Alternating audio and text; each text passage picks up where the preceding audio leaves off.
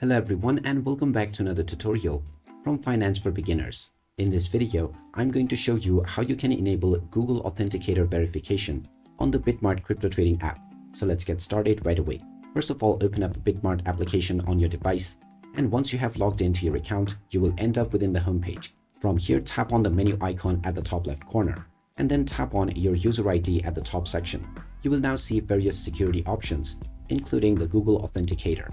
By default, this will be turned off, and whichever sign-up method you used, whether your phone or email, will be turned on by default.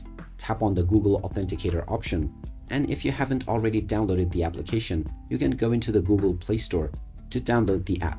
Then you will need to scan the given QR code or the security key that is given underneath. Tap on the copy button and then open up Google Authenticator. Now within the app, just tap on the plus button and then tap on enter a setup key. You can now enter your desired name for your code. Then within the Your Key section, just enter your security code.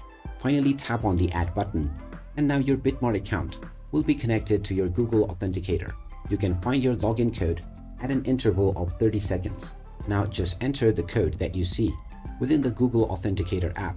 And finally, you will need to confirm by entering the verification code that will be sent either to your email address or your phone, depending upon whichever method you used while signing up to create your account. So just check your inbox or your SMS and now enter the verification code within the given box.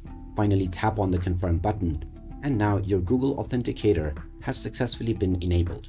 So there you have it. That is how easy it is to enable Google Authenticator on the BitMart Crypto Trading app. If you find this video helpful, don't forget to hit that like button and subscribe to our channel for more useful tips and tutorials. Thanks for watching, and I will see you again in the next video.